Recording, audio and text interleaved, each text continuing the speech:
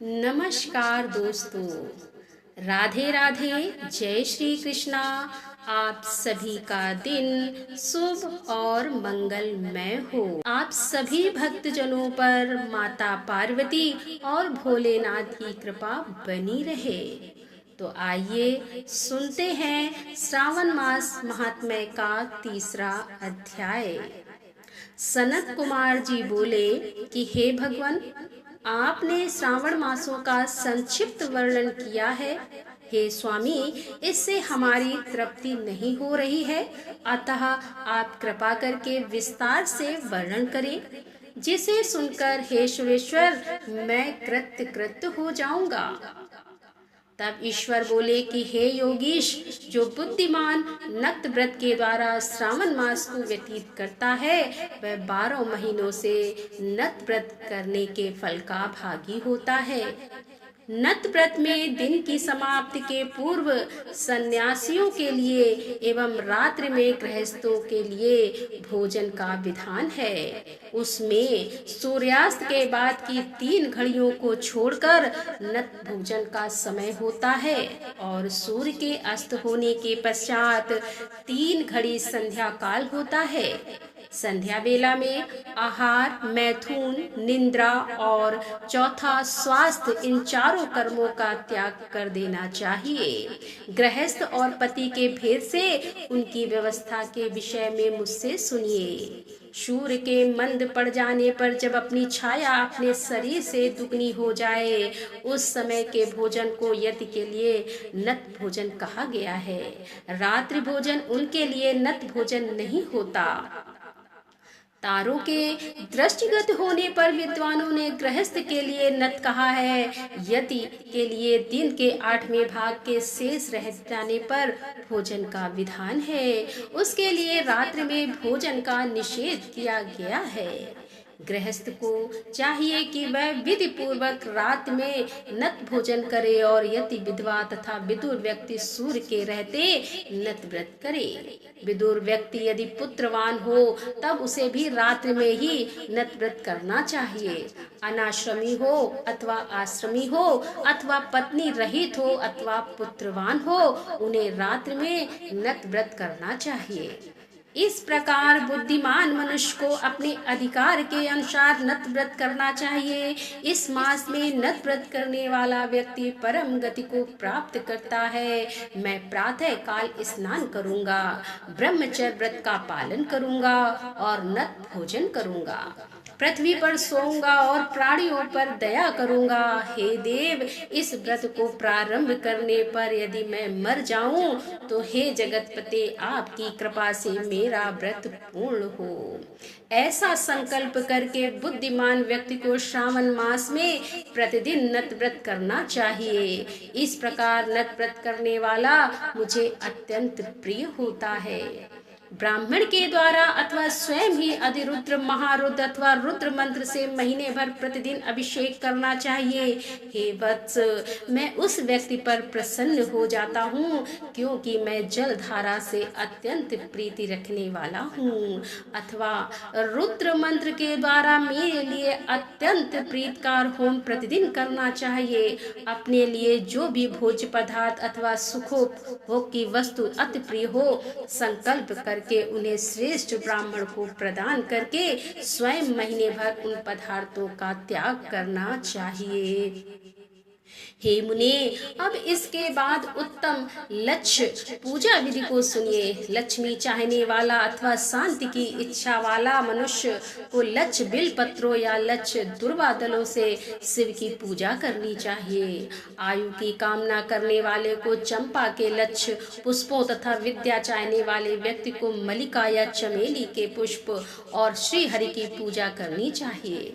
तथा विष्णु की प्रसन्नता तुलसी के दलों से सिद्ध होती है। पुत्र की कामना करने वाले को कटेरी के दलों से शिव तथा विष्णु का पूजन करना चाहिए।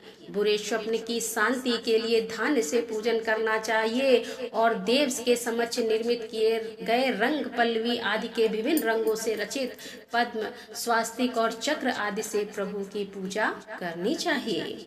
इस प्रकार सभी मनोरथों की सिद्धि के लिए सभी प्रकार के पुष्पों से यदि मनुष्य लक्ष्य पूजा करे तो शिव जी प्रसन्न होंगे और तत्पश्चात उद्यापन करना चाहिए। मंडप निर्माण करना चाहिए और मंडप के त्रिभाग परिणाम में वेदिका बनानी चाहिए। तदंतर पुण्य वाचन करके आचार्य का वरण करना चाहिए और उस मंडप में प्रविष्ट होकर गीत तथा वाद्य के शब्दों और तीव्र वेद ध्वनि से रात्रि में जागरण करना चाहिए। वेदिका के ऊपर उत्तम लिंग तो भ्रत बनाना चाहिए और उसके बीच में चावलों से सुंदर कैलाश का निर्माण करना चाहिए। उसके ऊपर तांबे का अत्यंत चमकीला तथा पंच पल्लव युक्त कलश स्थापित करना चाहिए और उस रेशमी वस्त्र से वेष्टित कर देनी चाहिए। पार्वती शिव की सुवर्णम प्रतिमा स्थापित करनी चाहिए। तत्पश्चात पंचामृत पूर्वक धूप दीप तथा नैवेद्य से उस प्रतिमा की पूजा करनी चाहिए और गीत वाद्य नृत्य तथा वेद शास्त्र तथा पुराणों के पाठ के द्वारा रात्रि में जागरण करना चाहिए। इसके बाद प्रातः काल भली बात स्नान करके पवित्र हो जाना चाहिए और अपनी शाखा में निर्दिष्ट विधान के अनुसार वेदिका निर्माण करना चाहिए।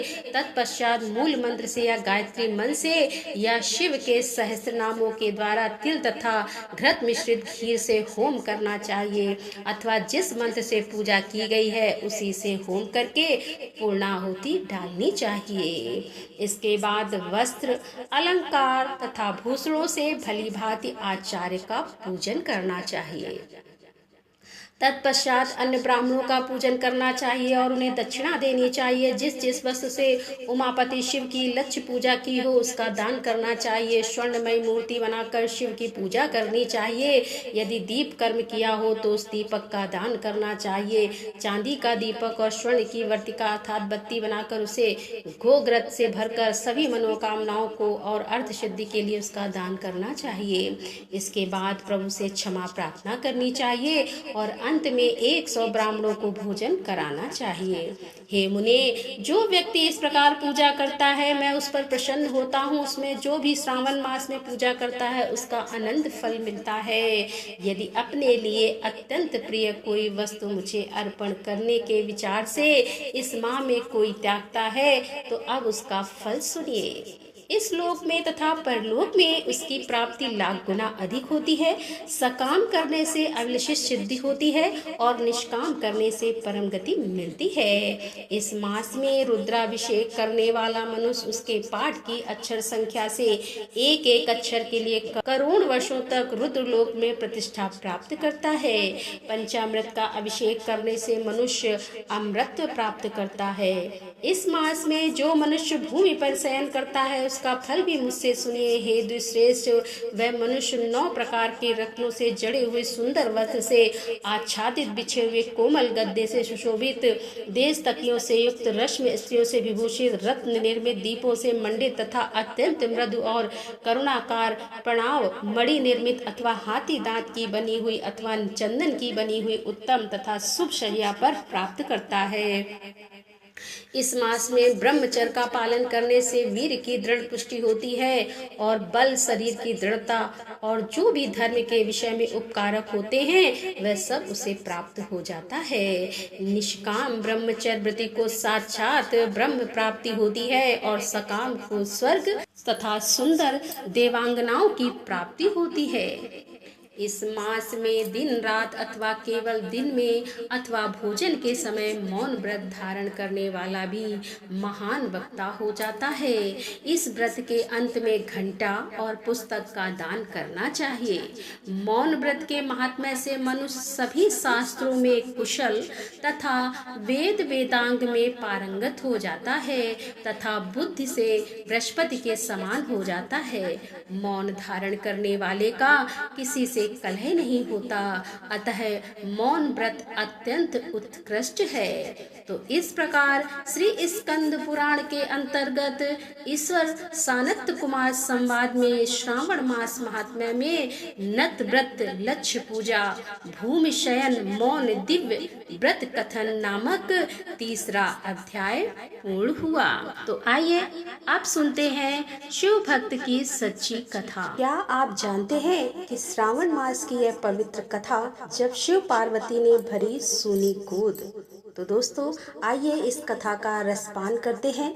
प्राचीन काल में एक धनी व्यक्ति था जिसके पास सभी प्रकार की धन दौलत एवं शोहरत थी, लेकिन दुर्भाग्य यह था कि उस व्यक्ति की कोई संतान न थी। इस बात का दुख उसे हमेशा सताता था, लेकिन वह और उसकी पत्नी दोनों शिव भक्त थे। दोनों ही भगवान शिव की आराधना में सोमवार को व्रत रखने लगे। उनकी सच्ची भक्ति को देखकर मां पार्वती ने शिव भगवान से उन दोनों दंपति की सूनी गोद भरने का आग्रह किया। परिणाम स्वरूप शिव के आशीर्वाद से उनके घर में पुत्र ने जन्म लिया। लेकिन बालक के जन्म के साथ ही एक आकाशवाणी हुई, यह बालक अल्पवायु होगा। 12 साल की आयु में इस बालक की मृत्यु हो जाएगी। इस भविष्य कथन के साथ उस व्यक्ति को पुत्र प्राप्त की अधिक खुशी न थी। उसने अपने बालक का नाम अमर रखा। जैसे जैसे अमर थोड़ा बड़ा हुआ, उस धनी व्यक्ति ने उसको शिक्षा के लिए काशी भेजना उचित समझा। उसने अपने साले को अमर के साथ काशी भेजने का निश्चय किया। अमर अपने मामा जी के साथ काशी की ओर चल दिए। रास्ते में उन्होंने जहाँ जहाँ विश्राम किया, वहाँ वहाँ उन्होंने ब्राह्मणों को दान दक्षिणा दी। चलते चलते वे एक नगर में पहुँच गए जहाँ पर एक राजकुमारी के विवाह का समारोह हो रहा था। उस राजकुमारी का दूल्हा एक आंख से काना था। वह बात दूल्हे के परिवार वालों ने राज परिवार से छिपा कर रखी थी। उन्हें इस बात का डर था कि यह बात अगर राजा को पता चल गई तो वह शादी नहीं होगी। इसीलिए दूल्हे के घर वालों ने अमर से झूठ मूठ का दूल्हा बनने का आग्रह किया और वह उनके आग्रह को मना नहीं कर सका। इस प्रकार उस राजकुमारी के साथ अमर की शादी हो गई, लेकिन वह उस राजकुमारी को धोखे में नहीं रखना चाहता था। इसीलिए उसने राजकुमारी की चुनरी में इस घटनाक्रम की पूरी सच्चाई लिख दी। राजकुमारी ने जब अमर के उस संदेश को पढ़ा, तब उसने अमर को ही अपना पति माना और काशी से वापस लौटने तक उसका इंतजार करने को कहा। अमर और उसके मामा वहां काशी की ओर चल दिए। समय का पहिया आगे बढ़ता रहा। उधर अमर हमेशा धार्मिक कार्यों में लगा रहता था। जब अमर ठीक 12 साल का हुआ, तब वह शिव मंदिर में भोले बाबा को बेल पत्तियां चढ़ा रहा था। उसी समय वहां यमराज उसके प्राण लेने पधार गए। लेकिन इससे पहले भगवान शिव ने अमर की भक्ति से प्रसन्न होकर उसे दीर्घायु का वरदान दे दिया था। परिणाम स्वरूप यमराज को खाली हाथ लौटना पड़ा और बाद में अमर काशी से शिक्षा प्राप्त करके अपनी पत्नी राजकुमारी के साथ घर लौट आया। तो एक बार प्रेम से बोलिए शिव शंकर भगवान की जय। दोस्तों, यदि आपको ये कथा पसंद आई हो तो कमेंट बॉक्स में हर हर महादेव अवश्य लिखिएगा। तो मिलते हैं अगले वीडियो के साथ। तब तक के लिए राधे राधे, जय श्री कृष्णा, हर हर महादेव, जय भोलेनाथ की।